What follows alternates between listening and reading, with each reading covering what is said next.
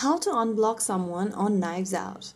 Hello everyone, welcome back to another video from Tech for Gamers. Today in this video, we are learning how you can unblock someone on Knives Out. Unblocking someone on Knives Out is pretty simple once you know where to look, so here's how you do it. First of all, launch the Knives Out game open on your device and let it fully load to the main lobby. Once you're in the lobby screen, go ahead and click on the two human icons at the top right corner, and from here go to block list at the bottom left and tap on it. You'll then be able to see the people that you've added to your block list. Click the remove button right next to them to remove them from the block list. So after you do that, the person will then be removed from the block list or be unblocked. Now after unblocking, they will be able to send you friend requests again. You may be able to interact in chats or matches depending on your settings, and you'll need to manually re-add them again if you want to be friends back again. So that is how you unblock someone in Knives Out. If you found the video helpful,